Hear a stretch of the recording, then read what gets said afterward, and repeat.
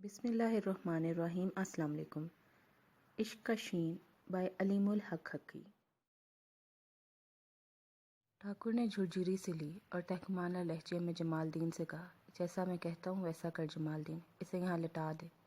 جمال دین میں انکار کی ہمت نہیں تھی۔ اس نے بیٹے کو لٹا دیا، لیکن اس کے ہاتھ بری طرح کانپ رہے تھے۔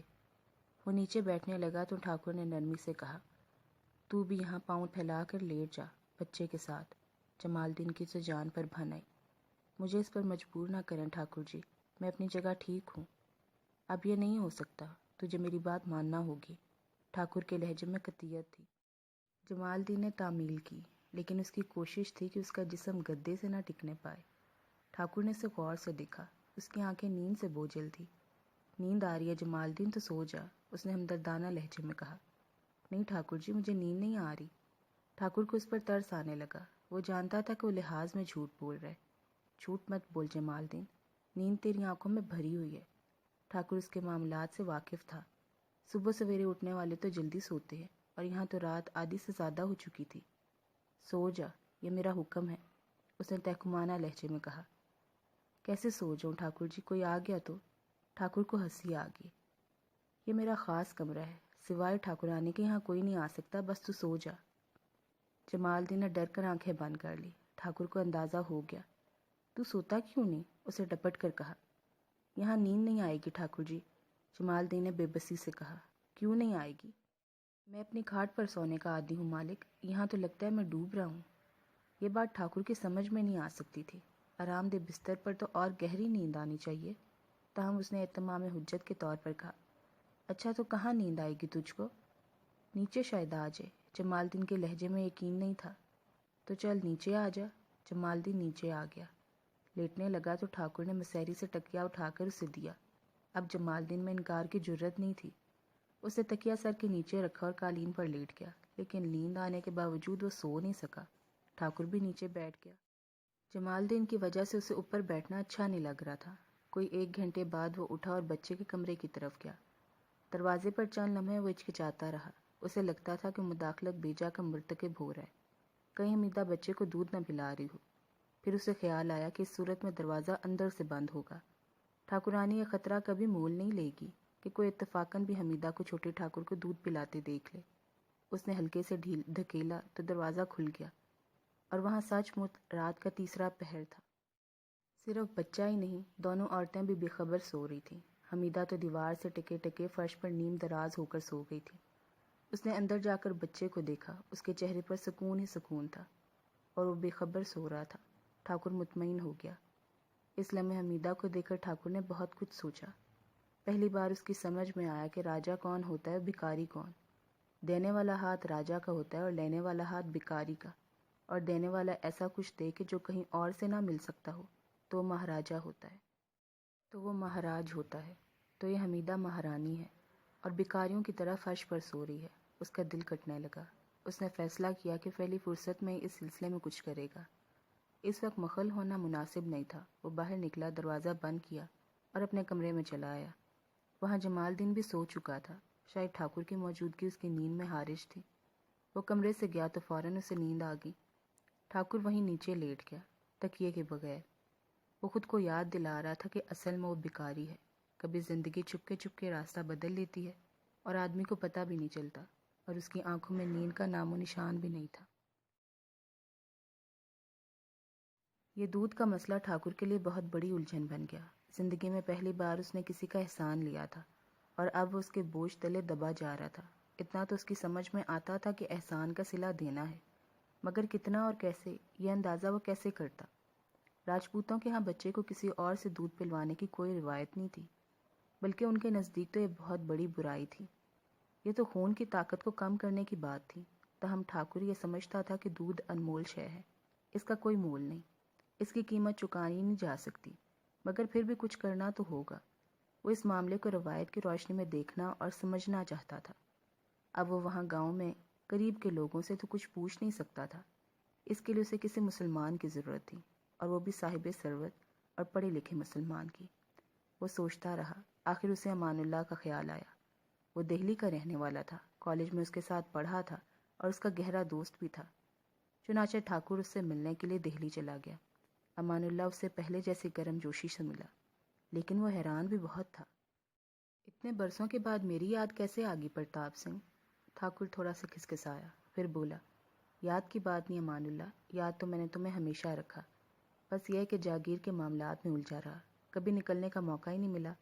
بس ایک کام سے دہلی آنا ہو گیا، سوچا تم سے مل کر پرانی یادیں تازہ کر لی جائیں۔ اچھا کیا، امان اللہ نے بے حد خلوص سے کہا، پرانے دوستوں سے مل کر آدمی بڑھاپے میں بھی جوان ہو جاتا ہے۔ ہاں، 20 برس بعد مل رہے ہیں ہم، تمہیں تو میرا خیال بھی کبھی نہیں آیا ہوگا، ٹھاکر نے شکایتی لہجے میں کہا۔ خیر ایسی بھی کوئی بات نہیں، لیکن تم تو جانتے ہو نوکری میں آدمی کو فرصت کم ہی ملتی ہے۔ دونوں ادھر ادھر کی باتیں کرتے رہے، پرانی یادوں سے کھیلتے رہے۔ پھر ٹھاکر نے پوچھا، بچوں کا کیا حال ہے؟ سب مزے میں ہیں، تینوں بیٹوں اور ایک بیٹی کی شادی کر دی ہے، چھوٹا بیٹا ابھی باقی ہے۔ واہ، تم تو دادا بھی بن گئے اور نانا بھی، ٹھاکر کے لہجے میں رشک تھا۔ ہاں اللہ کا شکر ہے، تم سناؤ پرتاپ سنگھ؟ ٹھاکر مسکرایا۔ ابھی چند دن پہلے ہی تو بھگوان نے دیا کی ہے مجھ پر، اس نے کہا، بیٹا ہوا ہے میرے ہاں۔ امان اللہ حیران رہ گیا، پہلا بچہ؟ شادی کو تو تمہاری مجھے یاد پڑتا ہے 22-23 برس ہو گئے ہیں۔ ہاں امان، اب تو میں نراش ہی ہو گیا تھا، پر بھگوان نے دیا کر دی۔ بہت بہت مبارک ہو میرے دوست، امان اللہ نے گرم جوشی سے کہا۔ اس کا مطلب ہے تم تو ابھی جوان ہوئے ہو، مجھے ایسا ہی لگتا ہے۔ پھر باتوں باتوں میں ٹھاکر نے دودھ کی بات چھیڑ دی۔ تم لوگوں میں تو دودھ باہر سے بھی پلوا دیتے ہیں بچے کو، اس نے کہا۔ کوئی مجبوری آن پڑے تو اور بات ہے، امان اللہ نے کہا، ورنہ کون ماں اپنے بچے کو دودھ پلانا نہیں چاہے گی؟ میرے ہاں تو ایسا نہیں ہوا، اللہ کا شکر ہے۔ میرا مطلب یہ نہیں تھا، ٹھاکر نے جلدی سے کہا، میرا مطلب ہے کہ تم لوگوں میں ایسا ہوتا تو ہے نا؟ عرب میں رواج عام ہے، امان اللہ نے کہا، مگر ہمارے ہاں ایسے کم ہی ہوتا ہے۔ لیکن تمہیں یہ خیال کیسے آیا ٹھاکر؟ ایسے ہی میں اکثر سوچتا ہوں اس پر، مجھے عجیب سا لگتا ہے، یہ تو خون میں ملاوٹ کرنا ہوا۔ ٹھاکر کی امید کے مطابق امان اللہ اپنے ہاں کے اس رواج کا دفاع کرنے پر ہوتا ہے۔ ایسا نہیں ہے، اس نے پرجوش لہجے میں کہا، عرب اس معاملے میں تم راجپوتوں سے بھی زیادہ سخت ہیں، ایسے ہی کسی کے ہاں نہیں بھیج دیتے اپنے بچے کو، ان کی شرائط ہوتی ہیں، حسب نسب بھی دیکھتے ہیں، پھر عورت صحت مند ہو، یعنی اسے کوئی بیماری نہ ہو اور وہ اعلیٰ کردار کی پاکیزہ عورت ہو۔ تو اس عورت کو کیا فائدہ؟ ٹھاکر نے کہا اور دل میں سوچا، اسے تو بن مانگے دودھ پلانے والی میں خوبیاں مل گئی۔ بچے کا باپ اس عورت کو اپنی حیثیت کے مطابق طے شدہ مختانہ دیتا ہے۔ نہ بھائی، دودھ کا تو کوئی مول ہی نہیں ہو سکتا، ٹھاکر نے حتمی لہجے میں کہا۔ بے شک دودھ کا کوئی مول نہیں ہے، ایسی عورتیں عام طور پر غریب ہوتی ہیں، اور پرتاپ سنگھ، عورت اچھا کھائے پیے گی تو دودھ اترے گا نا۔ بھوکی عورت نے بچے کو کیا دودھ پلانا ہے؟ جو کسی کے بچے کو دودھ پلائے گی تو اسے خرچہ بھی مل جائے گا، اور دودھ ہوگا تو اس کا اپنا بچہ بھی دودھ پیے گا، ہوا نا فائدہ؟ ٹھاکر کی معلومات میں اب اضافہ ہونا شروع ہوا، مگر ابھی اسے اور کریدنا تھا بات۔ مگر اس بیچاری کو کوئی حیثیت تو نہیں ملے گی، اس نے کہا۔ یہ کس نے کہہ دیا؟ امان اللہ نے تیز لہجے میں کہا۔ اس بچے کے لیے اس کا مرتبہ ماں کا ہوتا ہے، اور مختانہ اپنی جگہ۔ دودھ پلانا اس کا ایسا احسان ہے جس کا بدلہ چکایا نہیں جا سکتا۔ تو حمیدہ ننھے ٹھاکر اوتار سنگھ کے لیے داتا سما ہے۔ ٹھاکر نے سوچا، پھر بولا، تو وہ دوسرا بچہ، دودھ پلانے والی کا بچہ؟ ایسے بچے دودھ شریک بہن بھائی ہوتے ہیں، سگوں کے جیسے۔ تو وصال دن ٹھاکر اوتار سنگھ کا بھائی ہے۔ دودھ شریک بھائی؟ ٹھاکر پر آگہی کے در کھل رہے تھے۔ مگر پرتاپ سنگھ، تمہیں اس میں اتنی دلچسپی کیوں ہے؟ امان اللہ کے لہجے میں تجسس تھا۔ اس لمحے اسے خیال آیا کہ ذرا دیر پہلے خود ٹھاکر نے ہی بتایا تھا کہ چند روز پہلے اس کے ہاں بیٹا ہوا ہے، پہلی اولاد، اور ٹھاکر کی عمر 50 کے قریب تو ہے، تو ٹھاکرانی بھی 45 سے کم تو نہیں ہوگی، ہو سکتا ہے کہ دودھ نہ اترا ہو۔ کہیں تمہارے ساتھ ہی مسئلہ تو نہیں؟ اس نے پوچھا۔ نہیں امان، میری پتنی کو تو بھگوان نے اتنا دودھ دیا ہے کہ 7 بچے ہوتے تو بھی کمی نہ ہوتی، ٹھاکر نے جلدی سے کہا۔ جو بات اسے سب سے چھپانی تھی، اس میں وہ کسی کو رازدار کیسے بنا سکتا تھا؟ امان اللہ کے اصرار پر وہ رات وہاں رکا اور اگلے روز واپس چلا آیا۔ معلومات تو اسے حاصل ہو چکی تھی، اب ان کی روشنی میں عمل کرنا تھا، اور سب سے اہم بات ٹھاکرانی کو سمجھانا تھا۔ ٹھاکرانی پہلے ہی اپنے بچے کے معاملات طے کر چکی تھی۔ شروع میں تو وہ ڈر رہی تھی کہ شیرخوار بچے تو بار بار دودھ پیتے، یوں راز کو راز رکھنا ممکن نہ ہوتا۔ بہرحال اب وہ اٹھنے، چلنے پھرنے اور اپنے بچے کا خیال رکھنے کے قابل ہو گئی تھی، اور یہ تو اس کا جیون بھر کا ارمان بھی تھا۔ چنانچہ پہلے مرحلے میں اس نے دائی راجوں سے چھٹکارا حاصل کیا، اسے کہہ دیا کہ جب کوئی ضرورت پڑی تو اسے بلا لیا جائے گا۔ دوسرے مرحلے میں اس نے شانتا کو دن کی ڈیوٹی سے آزاد کر دیا۔ وہ رات کو آتی اور صبح سویرے میں چلی جاتی۔ یوں حمیدہ کے لیے دن بھر کی گنجائش نکل آئی۔ ان معمولات کے ساتھ حمیدہ کے بھی کئی نئے معمولات بن گئے تھے۔ جمال دن کھیتوں پر جانے کے لیے نکلتا تو وہ وصال کو لے کر اس کے ساتھ حویلی آ جاتی۔ 7 بجے وہ ننھے ٹھاکر کو دودھ پلاتی، ٹھاکرانی کے ساتھ رہتی اور ننھے ٹھاکر کے کاموں میں اس کا ہاتھ بٹاتی۔ 10 بجے وہ پھر بچے کو دودھ پلاتی۔ اس کے بعد وہ گھر واپس جاتی، کھانا پکاتی، جمال دن آتا تو اسے کھانا دیتی۔ جمال دن ذرا دیر کے لیے کمر ٹکاتا، تب وہ پھر حویلی جاتی 1 بجے اور پھر 4 بجے ٹھاکر بچے کو دودھ پلاتی، پھر گھر واپس آ کر رات کے کھانے کی فکر کرتی۔ شام 7 بجے وہ ننھے ٹھاکر کو دن میں آخری بار دودھ پلانے کے لیے جاتی اور اس کے بعد گھر واپسی۔ پہلے دن ٹھاکرانی رنجیتا کی شام 7 بجے سے صبح 7 بجے تک کے وقفے سے بہت خوف آیا۔ رات کے وہ 12 گھنٹے بڑی آزمائش کے تھے۔ اگر ضدی بچہ بھوک سے جاگ اٹھتا اور اس نے دودھ مانگا تو کیا ہوگا؟ اس کی ضد سے وہ خوب واقف تھی۔ اس خوف سے اس رات اسے نیند ہی نہیں آئی۔ نیند سے لڑتی ہوئی شانتا فرش پر پڑ کر سو گئی تھی، مگر ٹھاکرانی جاگتی رہی۔ اوپر ننھا ٹھاکر بے سود سو رہا تھا۔ ٹھاکرانی کو بھی جھونک آ گئی، مگر وہ رات ٹھاکرانی کے لیے زندگی کی سب سے بڑی خوشی لانے والی رات تھی۔ ٹھاکرانی کی آنکھ اس احساس سے کھلی کہ ننھے ننھے ہاتھ کسی جستجو میں اس کی چھاتیوں کو ٹٹول رہے ہیں۔ وہ گھبرا کر اٹھی۔ یہ طے تھا کہ بچے کو بھوک لگی، آدھی رات کا وقت تھا۔ اب حمیدہ کو اس وقت تو نہیں بلایا جا سکتا تھا۔ ٹھاکرانی کے پاس اس کے سوا کوئی راستہ نہیں تھا کہ وہ خود کوشش کرے۔ اس سے پہلے اس طرح کی کوششوں کے نتیجے میں مامتا کی تذلیل کے سوا اس کے ہاتھ کچھ بھی نہیں آیا تھا۔ وہ تماشا بننے سے گھبراتی تھی۔ چنانچہ اس نے ادھر ادھر دیکھا۔ شانتا سو رہی تھی۔ کوشش کرنے میں کوئی حرج نہیں تھا۔ اس نے بچے کو گود میں لٹاتے ہوئے کہا، اب تو ماں کی بھینت سویکار کر لو میرے ضدی بچے۔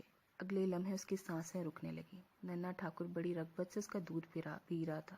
وہ ٹھاکرانی کی زندگی میں آنے والی سب سے بڑی، سب سے سچی خوشی تھی۔ اس کا جی چاہا کہ ساری دنیا کو وہ منظر دکھائے، ڈھنڈورا پٹوائے کہ اس کے بچے نے اس کا دودھ قبول کر لیا ہے۔ بچے کے ماں کے دودھ کو رد کرنے کے تو بہت سے گواہ تھے، مگر اس کی قبولیت دیکھنے والا کوئی نہیں تھا۔ شانتا تھی، مگر وہ سو رہی تھی۔ ٹھاکرانی جھنجھلا گئی۔ پھر اسے خیال آیا کہ تو بہت اچھا موقع ہے۔ بچے کے دودھ کے معاملے میں تمام شکوک و شبہات ہمیشہ کے لیے دھل سکتے ہیں۔ اس نے کرخت آواز میں شانتا کو پکارا، مردار، یہاں سونے کے لیے آئی ہے تو؟ شانتا گھبرا کر اٹھ بیٹھی۔ آنکھ لگ گئی تھی مالکن، چھوٹے ٹھاکر بھی تو سو رہے تھے۔ روز پیتے ہیں، تبھی تو روز خوش رہتے ہیں، ٹھاکرانی نے بڑے ٹھسے سے کہا۔ اور اپنی ماں کا دودھ کون سا بچہ نہیں پیتا؟ پہلے تو نہیں پیتے تھے مالکن، شانتا نے دبے لہجے میں کہا۔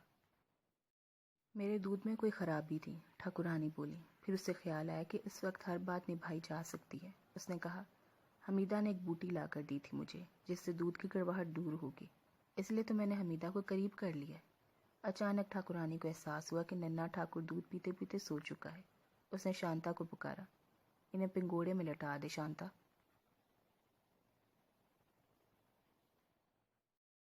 چند منٹ میں ٹھاکرانی بہت پر اعتماد ہو گئی تھی۔ اس نے بچے کو اپنے پاس سلایا تھا تاکہ تماشا نہ بنے۔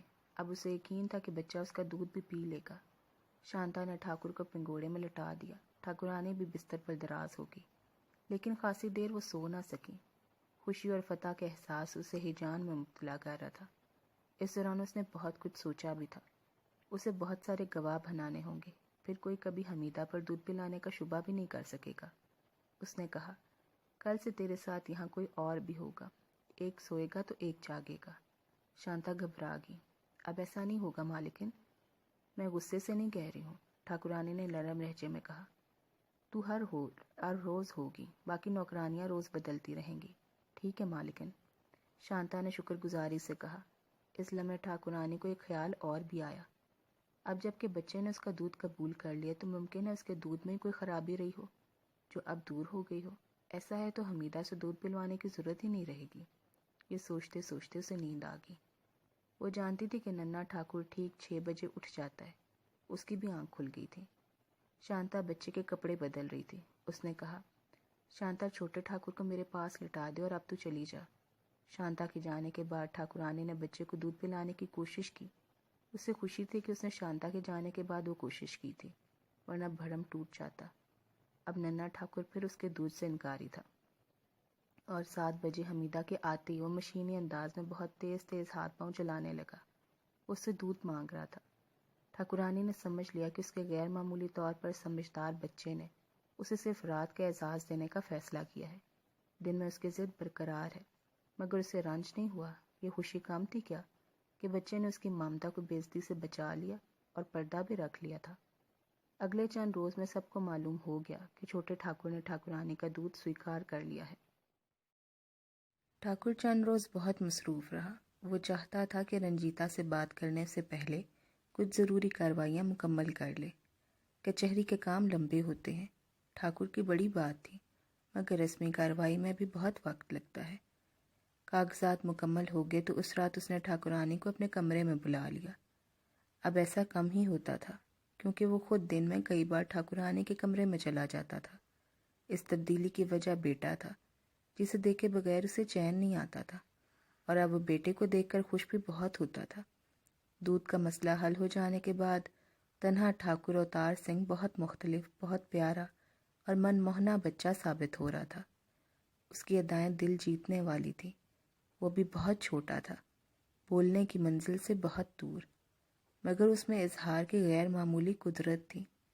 خوشی، غصہ، محبت، خفگی، بچوں کے لیے یہی جذبے ہوتے ہیں۔ ننھا ٹھاکر ان کا بھرپور اظہار کرنا جانتا تھا۔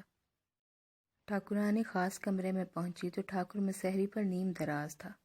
ٹھاکرانی اس کے پیروں کے پاس بیٹھ گئی اور پیر چھوتے ہوئے بولی، کیا سیوا کروں سوامی جی؟ پیر دبا دوں آپ کے؟ مجھے تم سے ایک ضروری بات کرنی ہے رنجیتا، حکم کرے ناتھ۔ ٹھاکرانی مسکرائی۔ ویسے مجھے وشواس ہے کہ بات آپ کے پت کے متعلق ہی ہوگی۔ ٹھاکر پرتاپ سنگھ بھی مسکرا دیا۔ اب اور کوئی بات تو جیسے ہم کر ہی نہیں سکتے۔ سو تو ہے، مگر مجھے اچھا لگتا ہے۔ آپ کمرے میں آتے ہیں تو اوتار سنگھ کے سوا کہیں نظر ہی نہیں پڑتی آپ کی۔ برسوں کی پیاس ہے نا، ٹھاکر نے کہا، پھر بولا، جو میں والا ہوں بات بہت بڑی ہے، سمجھنے کی کوشش کرنا۔ سمجھ میں چاہے نہ آئے، پر آپ کی بات ماننا میرا دھرم ہے۔ ٹھاکر چند میں سوچتا رہا کہ بات کہاں سے شروع کرے، کس طرح کرے۔ بالآخر اس نے کہا، یہ دودھ والا جو معاملہ ہے ہمارے لیے تو بالکل نیا اور انوکھا ہے۔ ہمیں تو اس بارے میں کچھ بھی معلوم نہیں، مگر جاننا بھی ضروری ہے۔ ٹھاکرانی منہ سے کچھ نہ بولی، بس مستفسرانہ نگاہوں سے اسے دیکھتی رہی۔ تم جانتی ہو کہ راجپوتوں کو اپکار راس نہیں، سر کا جھکانا قبول نہیں ہوتا انہیں۔ تم جانتی ہو کہ راجپوتوں کو اپکار راس نہیں، سر کا جھکنا قبول نہیں ہوتا ہمیں، اور احسان سر جھکا دیتا ہے۔ راجپوت کے لیے سر جھکانا موت کے برابر ہے، پر جیون بھی عجیب چیز ہے۔ منش کتنا ہی طاقتور ہو، بھگوان کی اچھا کے آگے بے بس ہوتا ہے۔ منش کا منش سے کام نکلتا ہے، پر راجپوت تو کسی سے کچھ نہیں لیتا، جیون بھی نہیں۔ لینا پڑ جائے تو اس کا بڑھ چڑھ کر بدلا دیتا ہے، تاکہ سر تھوڑا سا اٹھانے کی گنجائش نکل آئے۔ بس یہ راجپوت کی آن کی بات ہے، ورنہ سر کسی کے آگے جھک جائے تو کبھی نہیں اٹھتا۔ تم سمجھ رہی ہو نا رنجیتا؟ ٹھاکرانی رنجیتا خوب سمجھ رہی تھی۔ اس کی رگوں میں بھی تو راجپوت خون تھا۔ جی ناتھ، ہمارا یہی حال ہے، ہم پر کسی نے اپکار کیا ہے، چھوٹا موٹا نہیں، جیون جیسی چیز دان کرنے کا اپکار، اور وہ بھی ہمارے اس پت کے لیے جو برسوں سے ہمارا سپنا تھا اور لگتا تھا پورا کبھی نہیں ہوگا۔ اب اوتار سنگھ کے لیے تو ہم کچھ بھی کر سکتے ہیں، ہے نا رنجیتا؟ اوش کر سکتے ہیں ناتھ۔ میں اس پر سوچتا رہا ہوں ٹھاکرانی، میں نے اس کے لیے جانکاری بھی کی ہے۔ مسلمانوں میں ایسے دودھ پلوایا جاتا ہے، اس کی اجرت بھی دی جاتی ہے۔ ہر آدمی اپنی حیثیت کے مطابق اجرت دیتا ہے، مگر دودھ پلانے کا احساس اپنی جگہ رہتا ہے۔ تو رنجیتا، ہم جمال دین اور حمیدہ کے سامنے سر کبھی نہیں اٹھا سکتے، ہمیں ان کو اپنے برابر کا مقام دینا ہے۔ ٹھاکرانی کچھ دیر سوچتی رہی۔ یہ خیال کئی دن سے اسے بھی ستا رہا تھا، اور جو کچھ ٹھاکر کہہ رہا تھا وہی اس نے بھی سوچا تھا۔ وہ تو ماں تھی، یہ کام اس کے لیے کچھ مشکل نہیں تھا، لیکن ٹھاکر کے لیے آسان نہیں تھا۔ اسے بس یہی فکر تھی۔ ابھی بھی وہ جو کچھ سوچ رہی تھی ٹھاکر کے نقطۂ نظر سے سوچ رہی تھی۔ اس نے ہچکچاتے ہوئے کہا، پر وہ تو ہماری رعیت ہے ننات، انہیں برابری کیسے دے سکتے ہیں؟ ٹھیک کہتی ہو، یہی میں نے سوچا تھا۔ ठाकुर ने पुरजोश लहजे में कहा। मैंने इसका अपाय भी सोच लिया है। वो क्या है नाथ? हम उन्हें दूध की उजरत देंगे, इतनी कि वो हमारी रैयत नहीं रहेंगे, हमारे बराबर के हो जाएंगे। ठाकुरानी की समझ में कुछ नहीं आया। वो बोली, मैं मतलब नहीं समझी नाथ। मैं अपनी सारी ज़मीन जायदाद नकदी जेवरात सब आज से कुछ सादा जमालदीन के नाम कर रहा हूँ। ये उनका हक भी है।